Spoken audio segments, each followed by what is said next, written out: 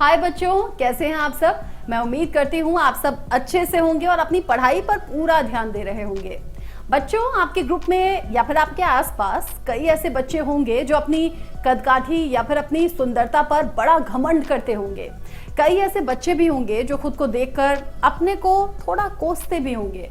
लेकिन बच्चों, दोनों ही सूरत में ऐसा करना बिल्कुल ठीक नहीं, क्योंकि कुदरत ने हमें जो और जैसा दिया है, जिस रूप में दिया है, उसे हमें स्वीकारना चाहिए, ना कि उस पर घमंड करना चाहिए। चलिए, ये बात मैं आज आपको एक कहानी के जरिए समझाती हूँ। ये कहानी हर किसी को देखनी जरूरी है, क्योंकि ये हमें एक बहुत बड़ी सीख देगी।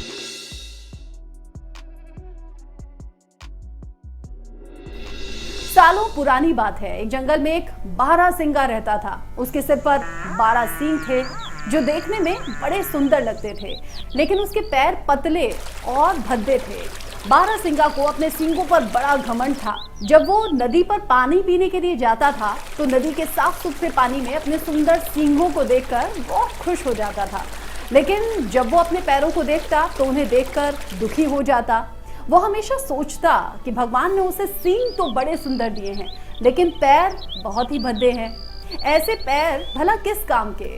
एक दिन वो नदी के किनारे खड़ा होकर पानी पी रहा था। तभी जंगल में शिकार के लिए भटकते एक भूखे शेर की नजर उस पर पड़ी। जैसे ही शेर उस पर झपट्टा मारने के लिए आगे बढ़ा, बारहसिंगा को शेर की आहट हो गई। उसने पलट कर देखा और अपनी जान बचाने के लिए जोर से भागने लगा। अपनी जान बचाने के लिए बारहसिंगा झाड़ियों में जाकर छिप गया। उसे लगा कि झाड़ियों में छिपने से उसकी जान शेर से बच जाएगी। वो राहत की सांस भी लेने लगा, लेकिन तभी उसे महसूस हुआ कि उसके 12 सींग झाड़ियों में फंस गए हैं। वो उन्हें झाड़ियों से छुड़ाने की कोशिश करने लगा। उसने बहुत कोशिश की, लेकिन सफल नहीं हो सका। कुछ ही देर में शेर उसके पास आ पहुंचा।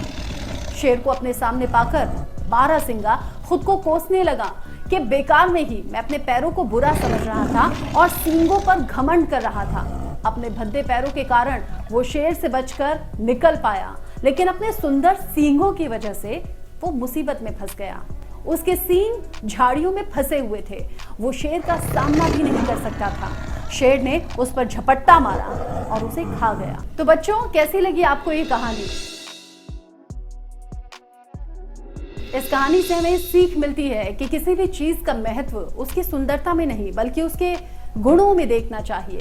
ऐसी चीजों का कोई फायदा नहीं जो देखने में लाख सुंदर हो, लेकिन जरूरत पड़ने पर वो आपके किसी काम ना आए, जैसे कि बारहसिंगा के साथ हुआ। मैं उम्मीद करती हूँ आपको ये बात समझ आ गई होगी। तो बच्चों, आज के लिए बस इतना ही। मैं चलती हूँ। अगली मुलाकात होगी एक नई कहानी के साथ। तब तक पढ़ते रहिए, सीखते रहिए, खुश रहिए।